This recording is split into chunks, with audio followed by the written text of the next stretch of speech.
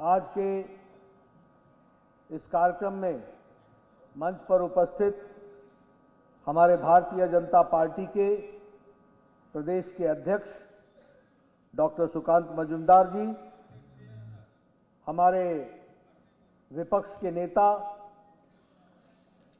Leader of opposition, हमारे वरिष्ठ साथी श्री सर्वेंदु अधिकारी जी, राष्ट्रीय मंत्री श्री अनुपम हाजरा जी, हमारे प्रभारी मंगल पांडे जी, अमित मालवीय जी, बहन आशा लकड़ा जी, हमारे वरिष्ठ नेता पूर्व में गवर्नर रहे तथागत रॉय जी, राहुल सिन्हा जी, दिलीप घोष जी, अमिताभ चक्रवर्ती जी, सम्मानित मंच और इतनी बड़ी संख्या में यहां पर एकत्र आए, हाल ही में हुए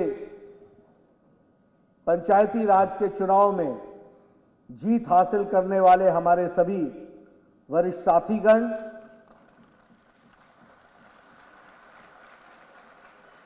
मीडिया के मेरे साथी, प्रिंट मीडिया और इलेक्ट्रॉनिक मीडिया के मेरे साथी, आज मेरा ये सौभाग्य है कि मुझे आज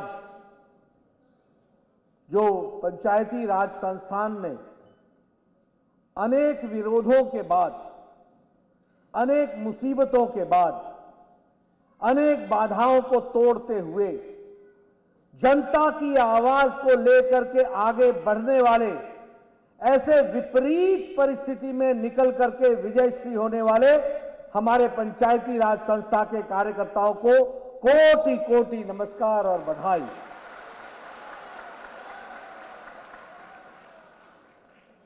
मित्रों, जब मैं विपरीत परिस्थिति में आपकी जीत के लिए आपको बधाई देता हूं, वहीं जिन लोगों ने इस पंचायती राज चुनाव में अपने जान को आहूत किया, जिन्हें जान गंवानी पड़ी, अपनी जीवन लीला समाप्त हुई और बड़ी संख्या में हमारे कार्यकर्ता घायल हुए। अभी अभी हम लोगों ने दो साथियों का, एक बहन और एक मेरा भाई, उनकी व्यथा हमने सुनी। इन सभी लोगों को, जिन लोगों ने अपनी जीवन लीला समाप्त हुई, उनके परिवार वालों को ईश्वर से प्रार्थना करता हूं कि उनको ताकत दे कि उस दुख को सह सके, और जो लोग घायल हुए वो जल्दी ठीक होकर के फिर से इस प्रजातंत्र और बंगाल की रक्षा के लिए आगे खड़े हो, ऐसी मैं ईश्वर से कामना करता हूं। मित्रों, जिन लोगों ने अपनी जानें गंवाई हैं, उनकी आत्मा को शांति मिले, ईश्वर उनको अपने चरणों में स्थान दे, और जो घायल हुए वो शीघ्र अतिशीघ्र स्वस्थ हों, ऐसी मैं ईश्वर से कामना करता हूं। मुझे याद है कि जब विधानसभा का चुनाव हुआ था, उसके बाद जिस तरीके से ममता की सरकार का तांडव हम सब लोगों ने देखा था, जिस तरीके से प्रजातंत्र को कुचलने का प्रयास हुआ था, मैं उसके दूसरे दिन ही आप लोगों के बीच में था।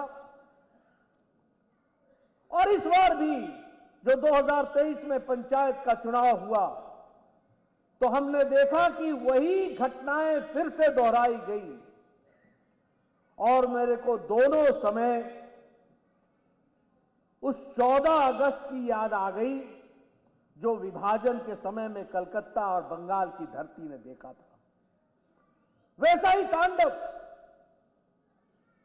14 अगस्त विभाजन विभीषिका दिवस अब से 2 दिन बाद आने वाला है। सन 47 में आप लोगों ने देखा किस तरीके से एक निशंस हत्या के साथ मौत के घाट उतारने वाला, निशंस हत्या के साथ समाज को बांटने वाला जो हमने विभाजन देखा था, दुख के साथ कहना पड़ता है कि आजाद भारत में ममता जी आपकी सरकार में ऐसा ही तांडव हमको फिर से देखने को मिला है। ये शर्मनाक बात है, ये शर्म करने वाली बात है, जिसको हमको ध्यान में रखना चाहिए।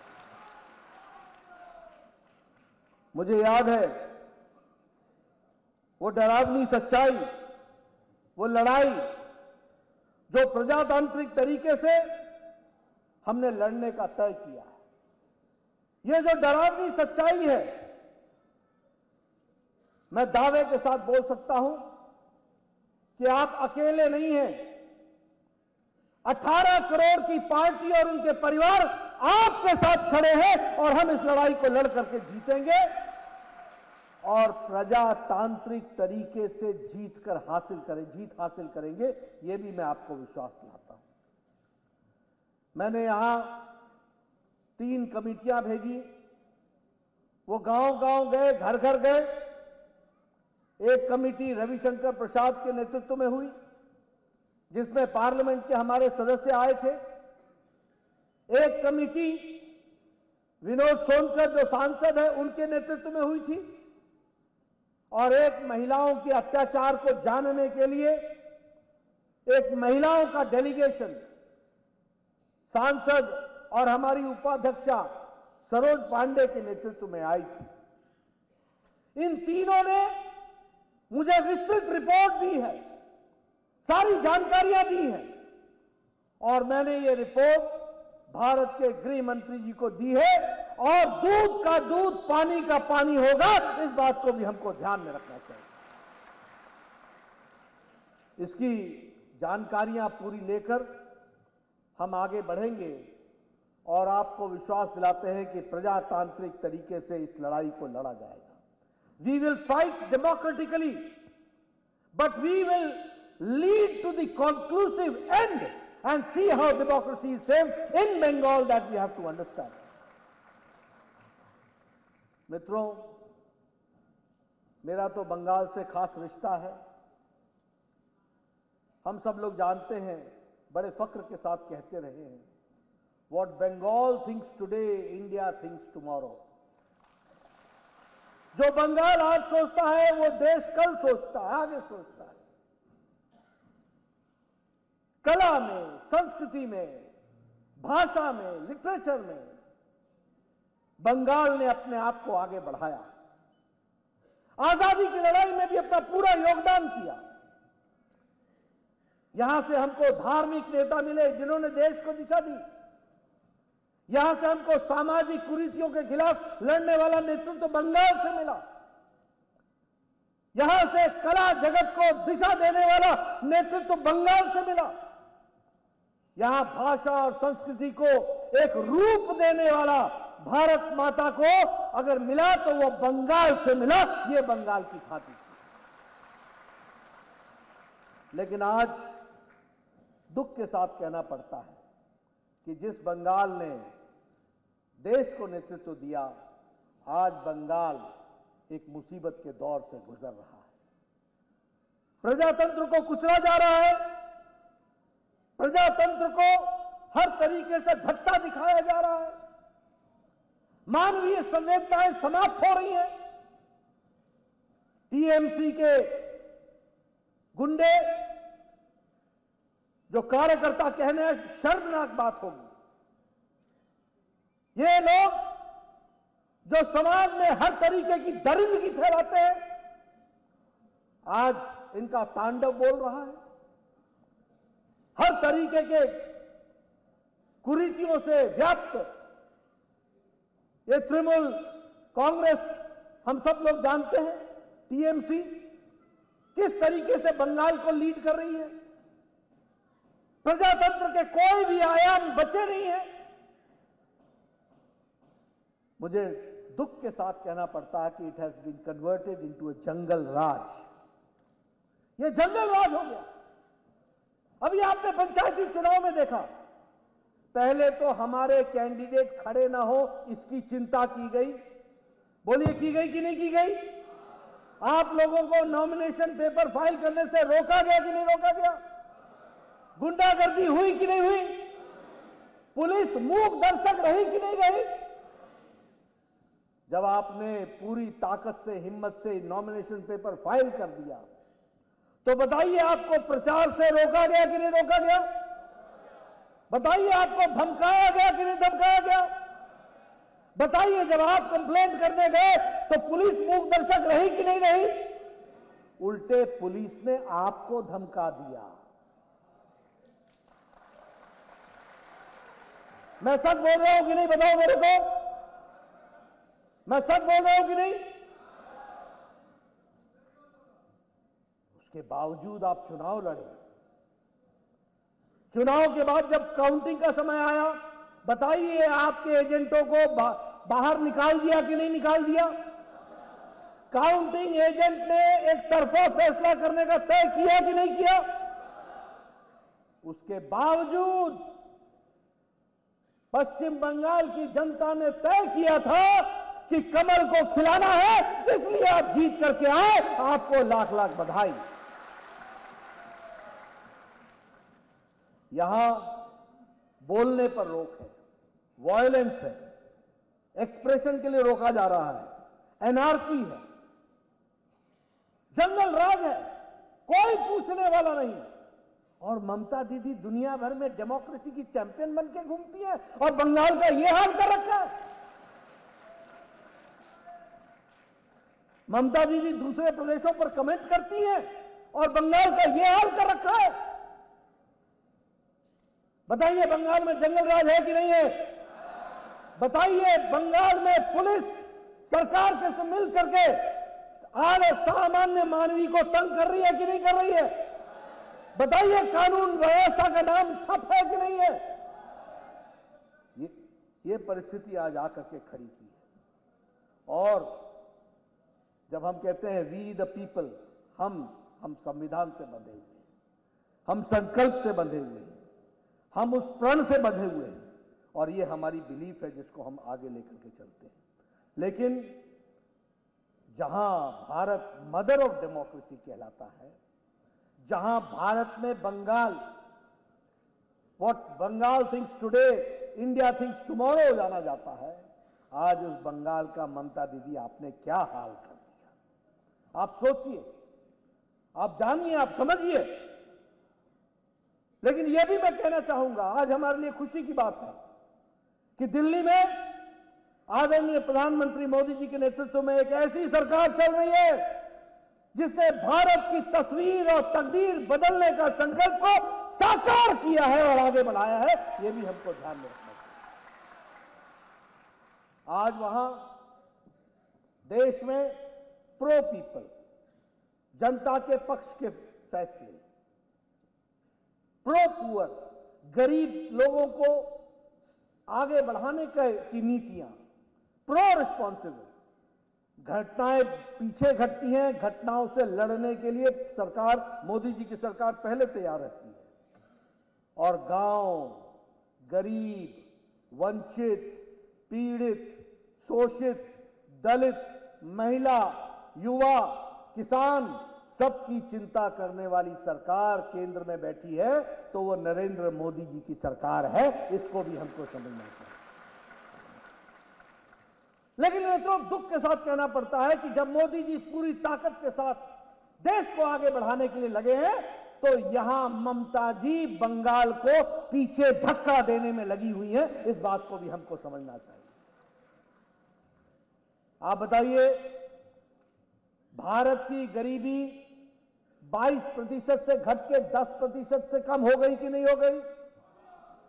आप बताइए, 13 करोड़ 50 लाख, 13.5 करोड़ गरीब लोग गरीबी की रेखा से ऊपर आ गए कि नहीं आ गए?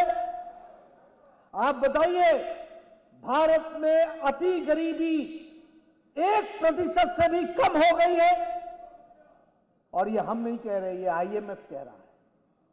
आज जब दुनिया के अर्थव्यवस्थाएं लड़खड़ा रही हैं, जब अमेरिका की अर्थव्यवस्था लड़खड़ाती है, जब यूरोप की अर्थव्यवस्था लड़खड़ाती है, ऑस्ट्रेलिया की अर्थव्यवस्था लड़खड़ाती है, जापान की अर्थव्यवस्था लड़खड़ाती है, कि सारी दुनिया को कोरोना की चपेट में लिया, सारी दुनिया को यूक्रेन और रशिया की लड़ाई का दंश झेलना पड़ा, लेकिन इन सब के बावजूद अगर मजबूती से खड़ा है तो भारत की अर्थव्यवस्था खड़ी है। इस बात को भी हमको ध्यान में रखना चाहिए। आज हम आगे बढ़ रहे हैं, पूरी ताकत से लगे हुए हैं। आज 11वें नंबर से 10वें नंबर से भारत की अर्थव्यवस्था आज 5वें नंबर पर खड़ी है। और मोदी जी ने कहा है कि तीसरे टर्म में इसको तीसरे नंबर पर भारत को खड़ा करेंगे। यह भी हम लोगों ने कहा। आज इस्पात के उत्पादन में हम दूसरे नंबर पर खड़े हैं। आज ऑटोमोबाइल के मार्केट में हम तीसरे नंबर पर खड़े हैं और हमने किसको पछाड़ा है? जापान को पछाड़ा है और हम आज तीसरे नंबर पर खड़े हैं। आप लोगों ने जो आज मोबाइल अपने हाथ में लिया है, 2014 में ये मोबाइल चाइना से बनकर के आया था और आज ये मोबाइल आपके हाथ में जो है वो भारत में बना हुआ है। ये भी याद रखना चाहिए। 92% मोबाइल बाहर से बन के आता था, आज 97% मोबाइल आज भारत में बन रहा है। एप्पल भी अब भारत में बन रहा है। ये भी हमको ध्यान में रखना चाहिए। इसलिए pro people, pro poor, pro responsive अगर सरकार दी है तो प्रधानमंत्री मोदी जी ने दी है। प्रजातंत्र को आगे बढ़ाने का काम किया है तो मोदी जी ने किया है, और प्रजातंत्र को मारने का काम किया है तो वो ममता दीदी आपने किया है।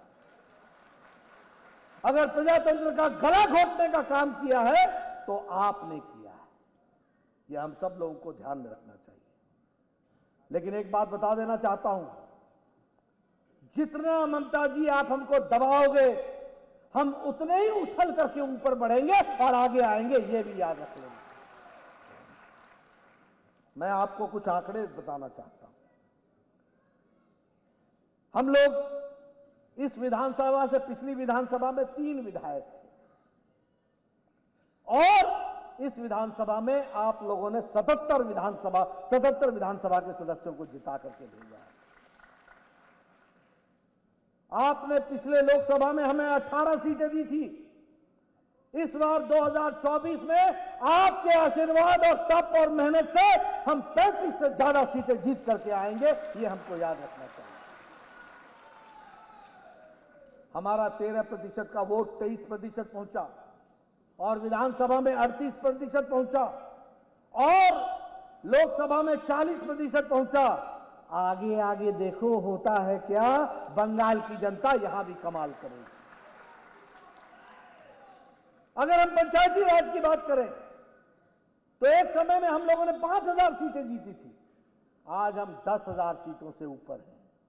आपने बड़ी कोशिश की दूसरे पार्टियों को खड़ी करने की, अपनी बी टीम को बड़ी कोशिश की। आज हम विपक्ष की सबसे बड़ी पार्टी है। आने वाले समय में हम बंगाल में सत्ताधारी पार्टी होंगे। ये भी हमको ध्यान में रखना चाहिए।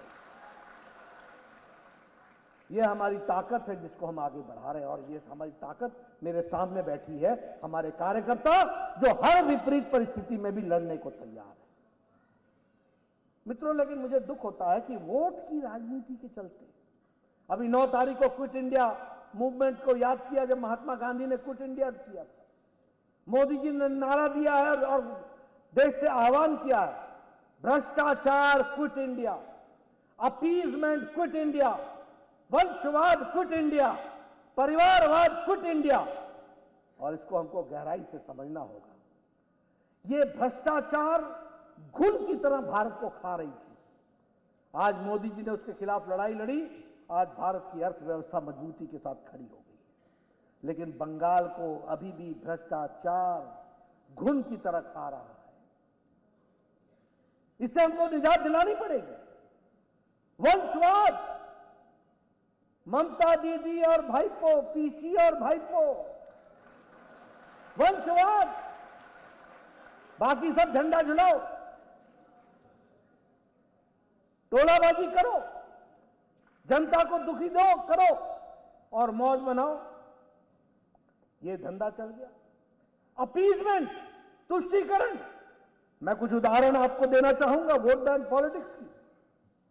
यूपीए की सरकार ने, ममता जी की सरकार ने बंगाल में वोट बैंक की पॉलिटिक्स के लिए गलत तरीके से 2011 में 37 जातियों को, मुस्लिम जातियों को ओबीसी में डालने का प्रयास किया और हिंदू जातियां सिर्फ 2 थीं जिसको डाला गया। और यह रिपोर्ट ओबीसी कमीशन ने दी है और अभी 59 ऐसी मुस्लिम जातियां हैं जिसको वो ओबीसी में डालना चाहती हैं और हिंदू जाति के किसी को भी ओबीसी में नहीं डालना चाहती। आप बताइए, ऐसी तुष्टीकरण चलना है क्या? ऐसी तुष्टीकरण चलना है क्या? ये वोट बैंक पॉलिटिक्स करनी है क्या?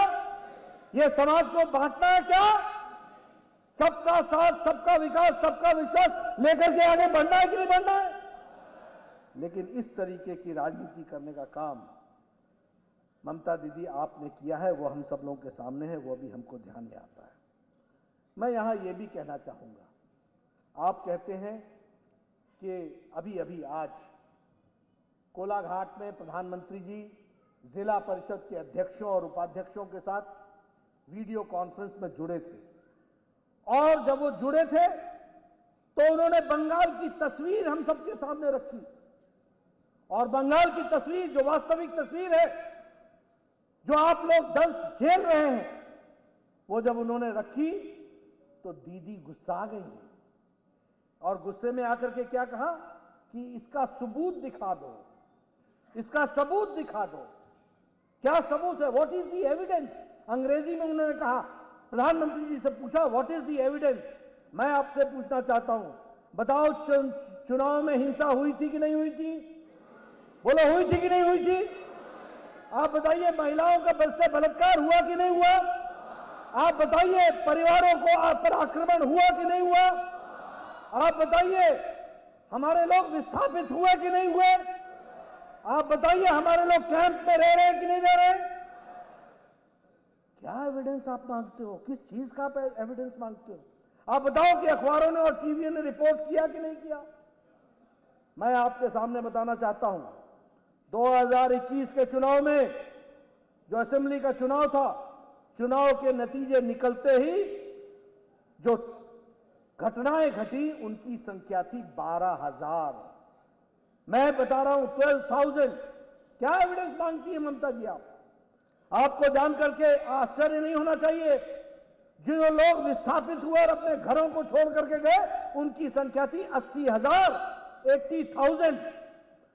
आपको शायद याद नहीं होगा कि सेक्सुअल असॉल्ट के केसेस 123 थे, महिलाओं के उत्पीड़न के केसेस 123 थे और आपको शायद याद नहीं होगा कि टोटल मर्डर जो हुए थे उनकी संख्या 60 थी, 60 थी। अब मैं 2023 की सुनाता हूं। जो किलिंग्स हुई है वो 56 किलिंग्स हुई है 2023 में, 56। सुरेंद्र साहब मेरे को करेक्ट कर देना, 56 से ज्यादा, 56 से ज्यादा। ठीक बोल रहा हूं कि नहीं बोल रहा हूं? ममता जी को नहीं मालूम, वो होम मिनिस्टर है। आपको मालूम है, उनको नहीं मालूम। क्या सरकार चला रहे हो? More than 56। और जो बीजेपी के कार्यकर्ताओं पर अटैक हुआ है, जो हमारी बहन और भाई आकर के आपको बताए, उनकी संख्या है 3,452, 3,452। और बूथ कैप्चरिंग जो हुई है उसकी संख्या है 21,069। और जो इस बार लोग अपने घरों को छोड़ करके आए हैं उनकी संख्या 1,000 के आसपास है। और उसी तरीके से जो महिलाओं पर आक्रमण हुआ है रिलीफ कैंप में है उनकी संख्या 3,000 है।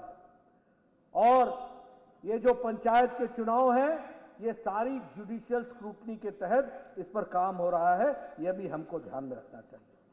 अब इन्होंने भ्रष्टाचार की बात की। आप बताइए, बंगाल में टीएमसी का कार्यकर्ता टोलाबाजी करता है कि नहीं करता है? करता है कि नहीं करता है? कौन सा प्रमाण मांग रहे हो आप?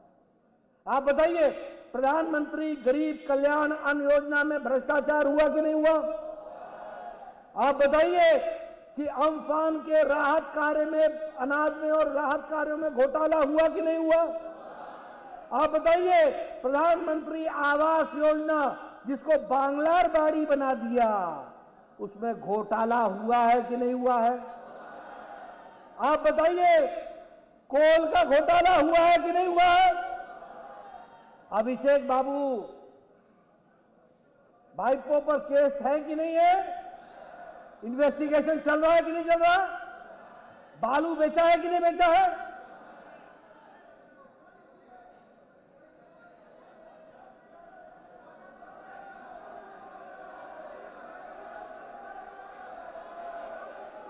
आप बताइए, कौन कौन से आइटम में घोटाला हुआ है? सारे आप गिना रहे हैं, ऊपर से नीचे तक हर बात में घोटाला हुआ है। इस बात को भी हमको ध्यान में रखना चाहिए। ये घोटाले पे घोटाला, एक से एक घोटाला, लेकिन ये बोलेंगे कि कोई घोटाला नहीं हुआ है। आप बताइए, शारदा में घोटाला हुआ है कि नहीं हुआ है? आप बताइए, आईकोर का घोटाला हुआ है कि नहीं हुआ है? आप बताइए, रोज वैली का घोटाला हुआ है कि नहीं हुआ है? आप बताइए, पार्थो जी प्रेसिडेंसी जेल में है कि नहीं है? आप बताइए, मानिक बंदोपाध्याय जेल में है कि नहीं है? आप बताइए, अनुव्रतो मंडल तिहाड़ जेल में है कि नहीं है? आप बताइए, अनुव्रतो मंडल की बेटी तिहाड़ जेल में है कि नहीं है?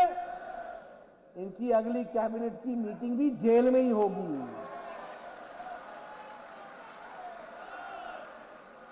और ममता दीदी बोलती है, प्रमाण लाओ, प्रमाण प्रमाण, एविडेंस। कौन सा एविडेंस चाहिए? इतने लोग तो जेल में हैं, हर तरीके के भ्रष्टाचार करने के बाद। बोलो, टीचर रिक्रूटमेंट स्कैम हुआ कि नहीं हुआ? आप बताइए, जॉब फॉर कैश स्कैम हुआ कि नहीं हुआ? कोल स्कैम हुआ कि नहीं हुआ? काओ स्मगलिंग हुआ कि नहीं हुआ? गाय का तस्करी हुई कि नहीं हुई? स्मगलिंग हुई कि नहीं हुई? और आप बताइए कि व्यक्तियों का एक्सटॉर्शन हुआ है कि नहीं हुआ है? कैसे सरकार, कैसा? और बोलते हैं एविडेंस लाओ। आप बताइए, ग्रामीण सड़क योजना में घोटाला हुआ है कि नहीं हुआ है? कौन सा ऐसा बच गया जिसका घोटाला नहीं हुआ? वो हम जानना चाहते हैं, वो हम समझना चाहते हैं। ये मैं आपसे जरूर कहूंगा। मित्रों, मैं अंत में एक बात और बताना चाहता हूं, दुख के साथ। ममता दीदी महिला, आपको करुणा नहीं आती, आपको दया नहीं आती। जिस तरीके से आप होम मिनिस्टर होकर के आज यहां पर तांडव नृत्य हो रहा है, मिशन हत्याएं हो रही हैं और आप एविडेंस मांग रही हैं। आपको मैं बताना चाहता हूं कि एनसीआरबी का जो 2021 का रिपोर्ट है, उसमें क्राइम अगेंस्ट वुमेन 74.6% है, तो वो बंगाल में है। ये भी हमको ध्यान में रखना चाहिए। उसी तरीके से अगर हम कहें एसिड अटैक में, उसमें भी बंगाल सबसे आगे है। और अगर हम कहें हीनियस क्राइम में भी अगर हॉटस्पॉट है, तो वह भी बंगाल है।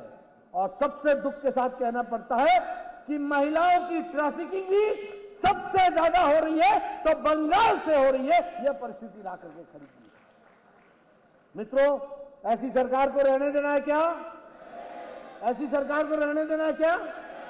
मैं ममता जी से बताना चाहता हूं, प्रजातांत्रिक तरीके से लड़ेंगे।